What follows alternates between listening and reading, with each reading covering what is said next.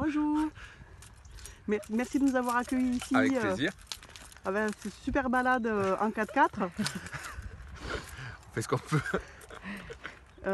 Merci de nous avoir accueillis. On a pu découvrir un peu le terroir. Est-ce que vous pourriez nous parler un peu des sols et des différentes spécificités qu'on a trouvées en s'accrochant à la rambarde du 4x4?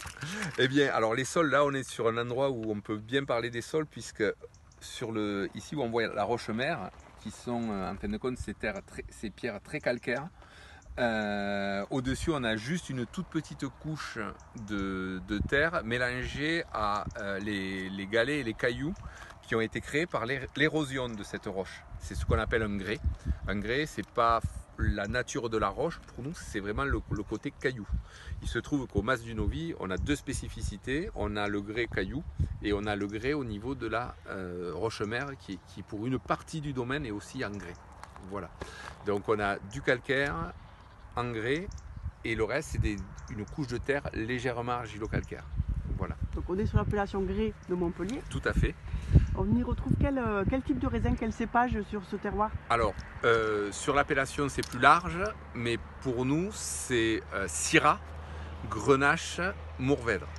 La majorité c'est de la Syrah à peu près sur l'encépagement du domaine à peu près 75%, 20% de Grenache et 5% de Mourvèdre en ce qui concerne les rouges. Voilà. Après nous, nos cuvées, on fait évoluer les proportions en fonction des cuvées et puis des vignes. Au niveau des spécificités de cette appellation, il faut aussi avoir l'influence maritime. Alors, on parlait tout à l'heure du terroir de la roche, et là, l'influence maritime. Alors, vous voyez le bassin de Thau, mais derrière, c'est la mer. Tous ces embruns et l'apport maritime sont très importants dans le terroir des grès de Montpellier. Il y a la chaleur de la journée qui est compensée justement par la fraîcheur apportée par la mer et au moment de la nuit, justement. Et on a aussi un apport d'humidité par les entrées maritimes quand on en a l'été. Voilà. Côté blanc, il y a des cépages sympas. Alors, les blancs, l'appellation grès de Montpellier n'existe ni en blanc ni en rosé. Donc nous, on a fait le parti pris il y a quelques années de partir sur du chardonnay et maintenant du viognier qui arrive. On met une partie de viognier dans nos rouges et l'autre partie, on le vinifie. La cuvée va sortir bientôt. Et pour les chardonnays, ça fait des années que l'on fait ça. Une partie est vinifiée en cuve inox, l'autre partie en barrique, où on fait des fermentations barriques. Mais ça fait 25 ans qu'on fait ça. Ça fait partie de nos classiques.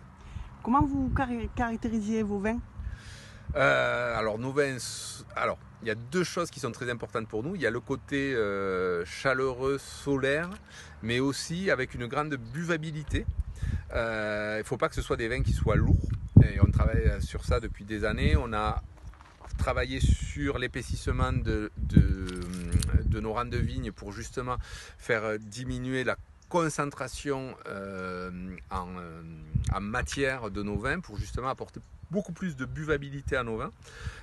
Et après, on a toujours le côté poivré, épicé, mentholé qui ressort des blancs jusqu'au dernier rouge, avec plus ou moins d'intensité, plus ou moins de variantes, mais c'est des caractéristiques que l'on a. Le côté garrigue, comme l'on voit ici, le thym, le romarin. Je ne sais pas si c'est des poussières de garrigue qui se déposent sur les baies, mais en tout cas, on a ça tout le temps sur nos vins, quoi. Et quand on fait une dégustation de la gamme des blancs au rouge, ça fait partie d'un fil conducteur, le côté épicé et garrigue qui ressort à plus ou moins grande importance. Vous auriez une petite anecdote à nous raconter?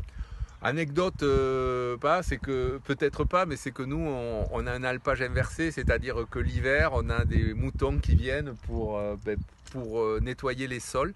Ça évite le tassement des sols et puis surtout ça apporte de la vie à notre domaine, à nos vignes. Alors on entend le bêlement des moutons, les aboiements du chien qui les mène, et voilà, donc on a 400-600 moutons qui vont arriver d'ici un mois jusqu'au mois de mars, et ça c'est pas une anecdote, mais c'est un petit côté plaisir pour nous parce que ça rajoute de la vie au domaine au moment où justement la vigne est en train de dormir. Voilà, on a des animaux dedans. Alors on a toujours eu des animaux, des ânes, des chèvres dans les bois qui entretiennent les bois, mais là maintenant on a les moutons qui entretiennent les vignes, donc c'est sympa. Voilà. Merci beaucoup pour cette interview. Merci d'être venu nous voir. À bientôt.